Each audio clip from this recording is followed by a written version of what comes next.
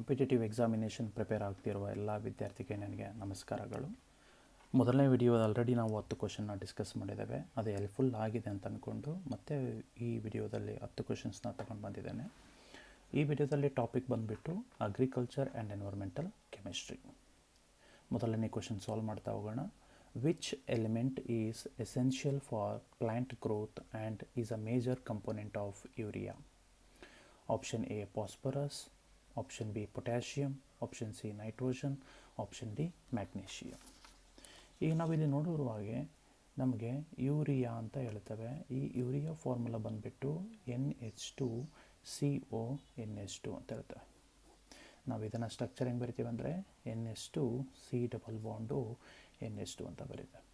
So ಇದು ಏನಾಗ್ತದೆ urea structure.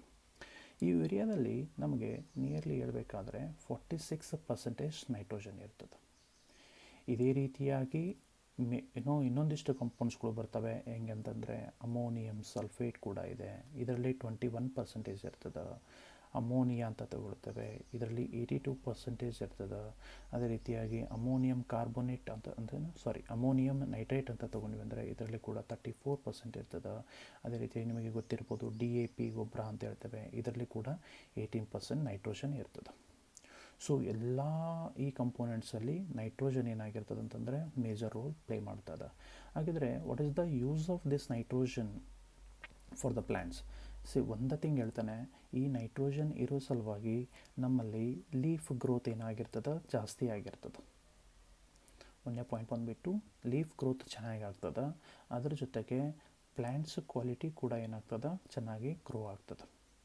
ಆಮೇಲೆ ಈಗ ಬೀಜ ಊರಿದ ತಕ್ಷಣ ಇನಿಷಿಯಲ್ ಆಗಿ ಸ್ವಲ್ಪ ಗ್ರೋ ಆಗಲಿಕ್ಕೆ ಡಿಫಿಕಲ್ಟ್ ಆಗ್ತದೆ. ಸೊ ಈ ನೈಟ್ರೋಜನ್ ಹಾಕೋದ್ರಿಂದ ನಮಗೇನಾಗ್ತದೆ ಅಂದರೆ ಕ್ವಿಕ್ ಇನಿಷಿಯಲ್ ಗ್ರೋತ್ ಬರ್ತದೆ. ಬೇಗ ಏನಾಗ್ತದೆ ಗ್ರೋತ್ ಇಂಪ್ರೂವೇಷನ್ ಆಗ್ತಾ ಹೋಗ್ತದೆ. ಸೊ ಇದೆಲ್ಲ ಹಾಕೋದ್ರಿಂದ ಒಂದನೇದು ಲೀಫ್ ಗ್ರೋತ್ ಜೊತೆಗೆ ಕ್ಲೋರೋಫಿಲ್ ಅಂದರೆ ಫೋಟೋಸಿಂಥಸಿಸ್ ಕ್ರಿಯೆ ಮಾಡಲಿಕ್ಕೂ ಕೂಡ ಏನಾಗ್ತದೆ ನೈಟ್ರೋಜನ್ ನೆಸಸರಿ ಇದೆ. ಸೊ ಹಾಗಾಗಿ ನಮ್ಮದೇ ಆಪ್ಷನ್ ಸಿ ಏನಾಗ್ತದೆ ಕರೆಕ್ಟ್ ಆಗ್ತದೆ. ಸೆಕೆಂಡ್ ಕ್ವೆಶನ್ ಹೋಗೋಣ. The global warming effect is primarily caused by which gas? Option A oxygen, option B nitrogen, option C carbon dioxide, option D argon. ಇಲ್ಲಿ ನಮಗೆ ಗೊತ್ತಿರುವ ಹಾಗೆ ನಮ್ಮ ಆಪ್ಷನ್ ಯಾವ್ದು ಕರೆಕ್ಟ್ ಆಗ್ತದೆ ಅಂದರೆ carbon dioxide. So most of the ಟೈಮ್ನಾಗೆ carbon ಡೈಆಕ್ಸೈಡ್ಲಿಂತಲೇ ಗ್ಲೋಬಲ್ ವಾರ್ಮಿಂಗ್ ಜಾಸ್ತಿ ಆಗ್ತಾ ಇರೋದು. ಅದರಲ್ಲಿ ಪ್ರೈಮರಿ ಅಂತಂದರೆ ಮೊದಲನೇ ಆದ್ಯತೆ, ಅದಕ್ಕೆ 50% ಮೇಜರ್ ಆಗೋದೇ ಕಾರ್ಬನ್ ಡೈಆಕ್ಸೈಡಿಂದ. ಇದರ ಜೊತೆಗೆ CH4 ಕೂಡ ಇದೆ, ಅಂದರೆ ಮೀಥೇನ್ ಅಂತ ಹೇಳ್ತೇವೆ. ಮೀಥೇನಿಂದ ಕೂಡ ಗ್ಲೋಬಲ್ ವಾರ್ಮಿಂಗ್ ಆಗ್ತದೆ. ಅದೇ ರೀತಿಯಾಗಿ ನೈಟ್ರಸ್ ಆಕ್ಸೈಡ್ ಅಂತ ಹೇಳ್ತೇವೆ.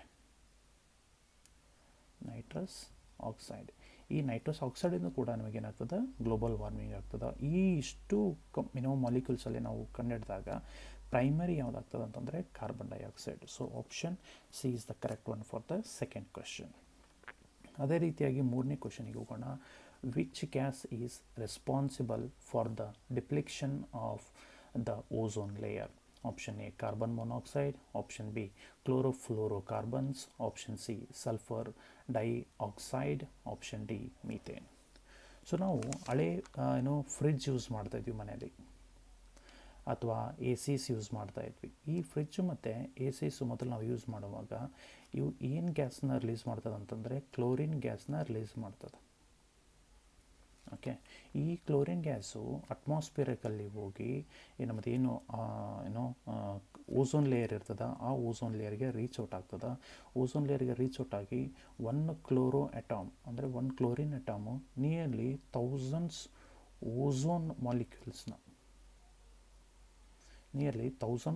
ಮಾಲಿಕ್ಯೂಲ್ಸ್ನ ಏನು ಮಾಡ್ತಾ ಹೋಗ್ತದೆ ಡೆಸ್ಟ್ರಾಯ್ ಮಾಡ್ತಾ ಹೋಗ್ತದೆ. ಈ ಡೆಸ್ಟ್ರಾಯ್ ಮಾಡೋದ್ರ ಸಲುವಾಗಿ ನಮ್ಮದೇನು ಓಝೋನ್ ಲೇಯರ್ ಇರ್ತದೆ ಇದು ತಿನ್ನಾಗಲಿಕ್ಕೆ ಸ್ಟಾರ್ಟ್ ಆಗ್ತದೆ. ಈ ಲೇಯರ್ ಆಗಿ ನಮ್ಮ ಸೂರ್ಯನಿಂದ ಬರುವಂಥ ಕಿರಣಗಳು ಅಂದರೆ UV ರೇಸ್ ಅಂತ ಹೇಳ್ತೇವೆ. UV ರೇಸ್ ಡೈರೆಕ್ಟಾಗಿ ಭೂಮಿಗೆ ರೀಚ್ ಆಗ್ತಾ ಹೋಗ್ತದೆ. ಈ ಭೂಮಿಗೆ ರೀಚ್ ಆಗೋದ್ರಿಂದ ನಮಗೆ ಸ್ಕಿನ್ ಡಿಸೀಸಸ್ ಇರಲಿ, ಸ್ಕಿನ್ ಕ್ಯಾನ್ಸರ್ಸ್ ಇರಲಿ, ಇವೆಲ್ಲ ಸಿಂಪ್ಟಮ್ಸು ನೋಡಲಿಕ್ಕೆ ನಮಗೆ ಕಂಡು ಬರ್ತದೆ. ಸೊ ಹಾಗಾಗಿ ನಾವಿಲ್ಲಿ ಯಾವ ಆಪ್ಷನ್ ಕರೆಕ್ಟ್ ಆಗ್ತೀವಿ ಅಂತಂದರೆ ಆಪ್ಷನ್ ಬಿ ಕ್ಲೋರೋಫ್ಲೋರೋಕಾರ್ಬನ್ಸ್ ಅಂತ ಹೇಳ್ತೇವೆ. ಅದೇ ರೀತಿಯಾಗಿ 4ನೇ ಕ್ವೆಶನ್ಗೆ ಹೋಗೋಣ. What is the P H value of pure water? So usually ನಾವು ಪಿ ಎಚ್ ನಾವು ಹೆಂಗೆ ಬರ್ತೀವಿ ಅಂದರೆ minus logarithm of concentrated H plus ions ಅಂತ ಹೇಳ್ತೇವೆ. ನೆಗೆಟಿವ್ ಲಾಗರಿದಮ್ ಆಫ್ ಅಥವಾ minus logarithm of H plus concentrated. ಇದು ಆ್ಯಸಿಡ್ಗೆ ರಿಲೇಟೆಡ್ ಆಗಿರುವಂಥ ಫಾರ್ಮುಲಾ. ಅದೇ ರೀತಿ ಇನ್ನೊಂದು ಫಾರ್ಮುಲಾ ಬರ್ತದೆ, minus log O H minus ions ಅಂತ ಹೇಳ್ತೇವೆ. Negative logarithm of O H minus ions ಇದಕ್ಕೆ ರಿಲೇಟೆಡ್ ಆಗಿರ್ತದೆ ಅಂದರೆ ಬೇಸಿಗೆ ರಿಲೇಟೆಡ್ ಆಗಿರುತ್ತೆ. ನಮಗೆಲ್ಲ ಗೊತ್ತಿರೋ ಪ್ರಕಾರ ಪಿ ಎಚ್ ಏನಾದರೂ ಬಿಲೋ 7 ಇತ್ತು ಅಂತಂದರೆ, ಬಿಲೋ 7 ಇತ್ತು ಅಂದರೆ ಇದಕ್ಕೆ ನಾವೇನಂತ ಕರಿತೇವೆ, ಆ್ಯಸಿಡ್ ಅಂತ ಹೇಳ್ತೇವೆ. ಅದೇ ಪಿ ಎಚ್ ವ್ಯಾಲ್ಯೂ ಅಬೋವ್ 7 ಇತ್ತು ಅಂತಂದರೆ ಇದಕ್ಕೆ ನಾವೇನಂತ ಹೇಳ್ತೇವೆ, ಬೇಸ್ ಅಂತ ಹೇಳ್ತೇವೆ. ಅದೇ ರೀತಿಯಾಗಿ P H value equals to 7 ಇತ್ತು ಅಂತಂದರೆ ಇದನ್ನು ನಾವೇಂತೇವೆ, ನ್ಯೂಟ್ರಲ್ ಅಂತ ಕರಿತೇವೆ. ಸೊ ಹಾಗಾಗಿ ಈ ಕ್ವಶನ್ ಪ್ರಕಾರ what is the P H value of pure water ಅಂತಂದರೆ ಆಪ್ಷನ್ ಸಿ 7 ಅಂತ ಹೇಳ್ತಾರೆ. ಅದಕ್ಕೆ ಯಾಕಂದರೆ ಅದು ವಾಟರ್ ನ್ಯೂಟ್ರಲ್ ಆಗಿರುತ್ತೆ. Next question, acid rain is caused by the oxides of option A carbon and nitrogen, option B nitrogen and sulphur, option C phosphorus and carbon, option D calcium and magnesium. So usually ನಾವೇನು ಹೇಳ್ತೇವೆ, acid rain ಅಂತ ಹೇಳ್ತೇವೆ. Acid rain ಹೆಂಗೆ form ಆಗ್ತದೆ, ಈಗ ನಾವೇನಾದರೂ fossils ಅಂದರೆ ಇವೆಲ್ಲ ಬರ್ನ್ ಮಾಡಿದಾಗ ಸಲ್ಫರ್ ಡೈಆಕ್ಸೈಡು ಮತ್ತು ನೈಟ್ರಿಕ್ ಆಕ್ಸೈಡ್ ರಿಲೀಸ್ ಆಗ್ತಾ ಹೋಗ್ತದೆ. ಸಲ್ಫರ್ ಡೈಆಕ್ಸೈಡು ಮತ್ತು ಇನ್ನೂ ಒಂದು ಗ್ಯಾಸ್ ಯಾವುದಪ್ಪ ಅಂದರೆ ನೈಟ್ರಿಕ್ ಆಕ್ಸೈಡ್ ಗ್ಯಾಸ್. ಸೊ ಯಾವಾಗ ಈ ಸಲ್ಫರ್ ಡೈಆಕ್ಸೈಡು ಆಕ್ಸಿಜನ್ ಜೊತೆಗೆ ರಿಯಾಕ್ಟ್ ಆಗ್ತದೆ, ಆಕ್ಸಿಜನ್ ಜೊತೆಗೆ ರಿಯಾಕ್ಟ್ ಅಂದರೆ ಬ್ಯಾಲೆನ್ಸ್ ಮಾಡಲಿಕ್ಕೆ ನಾನು 2 ಅಂತ ತೊಗೊಂಡಿದ್ದೇನೆ. 2 moles of sulfur dioxide when does reacts with oxygen, they are going to produce 2 moles of SO3. ಅಂದರೆ ಸಲ್ಫರ್ ಟ್ರೈಆಕ್ಸೈಡ್ ಆಗಿ ಕನ್ವರ್ಟ್ ಆಗ್ತದೆ. ಇಲ್ಲಿ ಸಲ್ಫರ್ ಡೈಆಕ್ಸೈಡ್ ಇತ್ತು, ಸಲ್ಫರ್ ಡೈಆಕ್ಸೈಡು ಆಕ್ಸಿಜನ್ ಜೊತೆಗೆ ರಿಯಾಕ್ಟ್ ಆಗಿ ಸಲ್ಫರ್ ಟ್ರೈಆಕ್ಸೈಡ್ ಆಗ್ತದೆ. ಈ ಸಲ್ಫರ್ ಟ್ರೈಆಕ್ಸೈಡು ವಾಟರ್ ಮಾಲಿಕ್ಯೂಲ್ ಜೊತೆಗೆ ಅಂದರೆ ಅಟ್ಮಾಸ್ಫಿಯರಲ್ಲಿ ಏನು ವಾಟರ್ ಇರ್ತದೆ, ಹ್ಯುಮಿಡಿಟಿ ಇರ್ತದೆ, ಅದ್ರ ಜೊತೆಗೆ ಕೂತ್ಕೊಂಡು ನಮಗೆ ಯಾವ ಜನ್ರೇಷನ್ ಮಾಡ್ತದೆ ಅಂದರೆ ಸಲ್ಫರಿಕ್ ಆ್ಯಸಿಡ್ ಆಗಿ ಜನ್ರೇಷನ್ ಮಾಡ್ತದೆ. So sulphuric acid is a kind of a strong acid. ಅದೇ ರೀತಿಯಾಗಿ ನೈಟ್ರಸ್ ಆಕ್ಸೈಡ್ ಕೂಡ ಆಕ್ಸಿಜನ್ ಜೊತೆಗೆ ರಿಲೀಸ್ ಆಗ್ತದೆ, ಆಕ್ಸಿಜನ್ ಜೊತೆಗೆ ರಿಯಾಕ್ಟ್ ಆಗಿ ಇಲ್ಲಿ ಕೂಡ ಏನಾಗ್ತದೆ, ನೈಟ್ರೋಜನ್ ಡೈಆಕ್ಸೈಡ್ ರಿಲೀಸ್ ಆಗ್ತದೆ. ಈ ನೈಟ್ರೋಜನ್ ಡೈಆಕ್ಸೈಡ್ ಮತ್ತು ವಾಟರ್ ಮಾಲಿಕ್ಯೂಲ್ ಜೊತೆಗೆ ರಿಯಾಕ್ಟ್ ಆಗಿ ನಮಗೆ 2 moles ಆಫ್ HNO3 ಪ್ಲಸ್ ಒಂದು NO ಆಗಿ ಫಾರ್ಮೇಷನ್ ಆಗ್ತದೆ. ಸೊ ಅದೇ ರೀತಿಯಾಗಿ ಹೇಳ್ದಂಗೆ ಬ್ಯಾಲೆನ್ಸ್ ಮಾಡಲಿಕ್ಕೆ 3NO2 plus H2O gives 2 moles of HNO3 plus NO. So ಅದರ ಮೀನಿಂಗ್ ಏನಾಯಿತು, ಇಲ್ಲಿ ನಮಗೆ ನೈಟ್ರಿಕ್ ಆಕ್ಸೈಡ್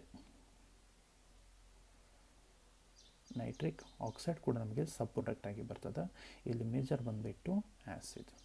ಸೊ ಅಂದರೆ ಆ್ಯಸಿಡ್ನಲ್ಲಿ ನಮಗೆ 2 ಆ್ಯಸಿಡ್ಸ್ ಇರ್ತದೆ, ಒಂದು H2SO4, ಇನ್ನೊಂದು ಬಂದುಬಿಟ್ಟು HNO3. ಇದಕ್ಕೆ ಸಲ್ಫರಿಕ್ ಆ್ಯಸಿಡ್ ಅಂತ ಹೇಳ್ತೇವೆ, ಇದಕ್ಕೆ ನೈಟ್ರಿಕ್ ಆ್ಯಸಿಡ್. ಇವೆರಡೂ ಯಾವ ಆ್ಯಸಿಡ್ ಆಗಿರ್ತವೆ ಅಂದರೆ ಸ್ಟ್ರಾಂಗ್ ಆ್ಯಸಿಡ್ಗೆ ಎಕ್ಸಾಂಪಲ್ಸ್ ಆಗಿರ್ತವೆ.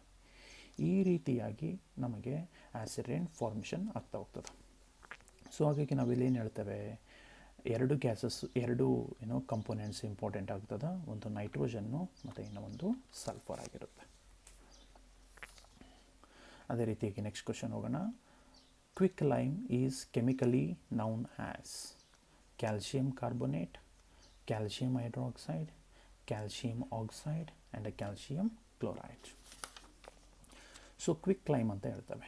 ಈ ಕ್ವಿಕ್ ಲೈಮಿಂಗ್ ಹೆಂಗೆಂದರೆ calcium oxide is the correct option. ಹೆಂಗಪ್ಪ ಅಂದರೆ ಈಗ ನಾವು ಕೇಳಿರ್ಬೋದು ಕ್ಯಾಲ್ಶಿಯಂ ಕಾರ್ಬೋನೇಟ್ ಅಂತ ಹೇಳ್ತೇವೆ. ಈ ಅಂದರೆ ಸುಣ್ಣ ಅಂತ ಹೇಳ್ತೇವೆ. ಈ ಕ್ಯಾಲ್ಶಿಯಂ ಕಾರ್ಬೋನೇಟ್ ನಾವು ಹೀಟ್ ಮಾಡಿದಾಗ ನಮಗೆ calcium oxide plus carbon dioxide release ಆಗ್ತದೆ. Okay, calcium oxide plus carbon dioxide.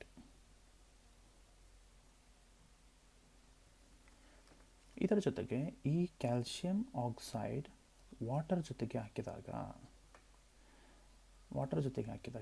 ನಮಗೆ ಕ್ಯಾಲ್ಶಿಯಂ ಹೈಡ್ರಾಕ್ಸೈಡ್ ಅಂತ ಹೇಳ್ತೇವೆ.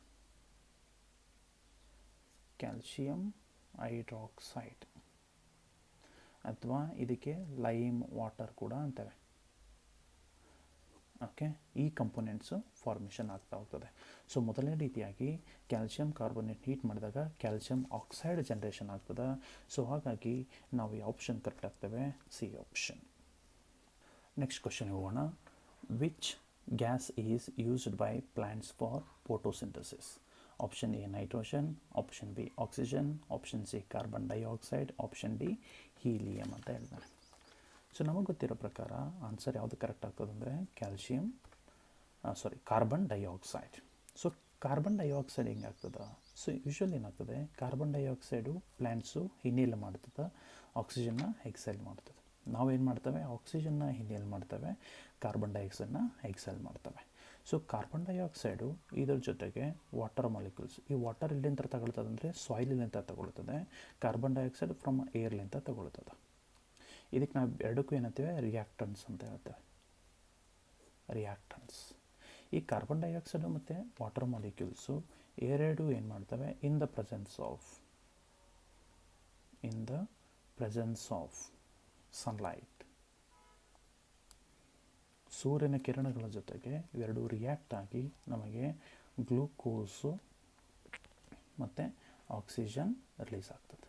ಗ್ಲೂಕೋಸು ಮತ್ತು ಆಕ್ಸಿಜನ್ ರಿಲೀಸ್ ಆಗ್ತದೆ. ಇವೆರಡಕ್ಕೂ ನಾವೇನು ಹೇಳ್ತೇವೆ ಅಂದರೆ ಪ್ರೊಡಕ್ಟ್ಸ್. ಅಂದರೆ ಕಾಮನಾಗಿ ಹೇಳ್ತೇವೆ, ಕಾರ್ಬನ್ ಡೈಆಕ್ಸೈಡ್ ಮತ್ತು ವಾಟರ್ ಎರಡೂ ಕಂಬೈನ್ ಆಗಿ ಸನ್ಲೈಟ್ ಜೊತೆಗೆ ಗ್ಲೂಕೋಸು ಮತ್ತು ಆಕ್ಸಿಜನ್ ಆಗಿ ನಮಗೆ ಪ್ರೊಡಕ್ಟ್ ಫಾರ್ಮೇಷನ್ ಆಗ್ತದೆ. ಸೊ ಹಾಗಾಗಿ ನಮ್ಮದು ಆಪ್ಷನ್ ಬಂದುಬಿಟ್ಟು C is the correct one. ಅದೇ ರೀತಿಯಾಗಿ 8th ಕ್ವಶನ್ ಹೋಗೋಣ. Which metal is liquid at a room temperature? Option A sodium, option B mercury, option C gallium, option D bromium. So answer ಬಂದುಬಿಟ್ಟು mercury ಅಂತ ಹೇಳ್ತೇವೆ. So ಮರ್ಕ್ಯೂರಿದು chemical formula ಅಂದರೆ symbol ಏನದಂದರೆ Hg ಅಂತ ಹೇಳ್ತೇವೆ. ಸೊ ಯೂಶ್ವಲಿ ನೀವೆಲ್ಲ ನೋಡಿರ್ಬೋದು, ಥರ್ಮೋಮೀಟರಲ್ಲಿ ಯೂಸ್ ಮಾಡ್ತೇವೆ ಇದನ್ನು, ಥರ್ಮೋಮೀಟರ್.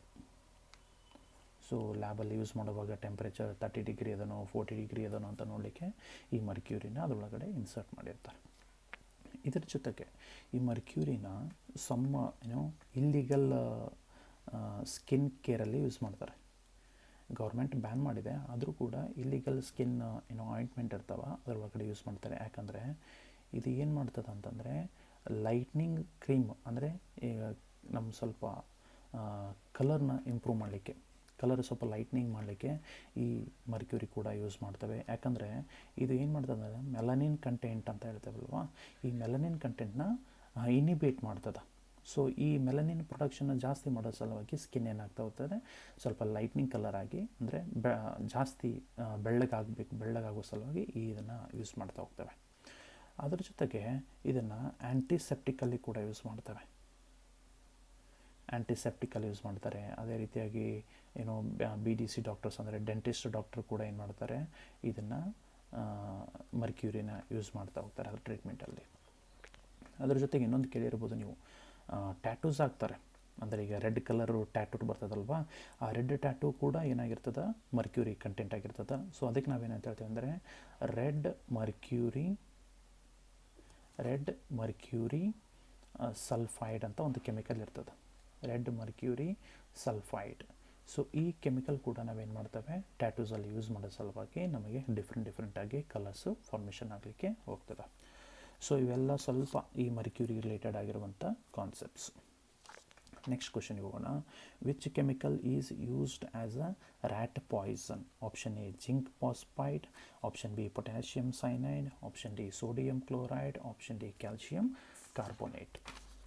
ಸೊ ಯೂಶ್ವಲಿ ನಾವೇನು ಹೇಳ್ತೇವೆ, ಜಿಂಕ್ ಪಾಯ್ಸನ್ ಅಂತ ಹೇಳ್ತೇವೆ. ಸೊ ಯೂಶ್ವಲಿ ಈ ಆಪ್ಷನ್ ಬಂದುಬಿಟ್ಟು ಜಿಂಕ್ ಫಾಸ್ಫೈಡ್ ಆಗಿರುತ್ತೆ, ಜಿಂಕ್ ಫಾಸ್ಫೈಡ್. ಈ ಫಾರ್ಮುಲಾ ಏನದಂದರೆ Zn3P2 ಅಂತ ಹೇಳ್ತೇವೆ, Zn3P2. ಯಾವಾಗ ಈ ರ್ಯಾಟ್ ಒಳಗೆ ನಾವು ಇಂಜೆಕ್ಟ್ ಮಾಡಿದಾಗ ಈ ಸ್ಟಮಕ್ಕಲ್ಲಿ HCl ಇರ್ತದೆ, ಈ HCl ಒಳಗೆ ಜೊತೆಗೆ ಈ Zn3P2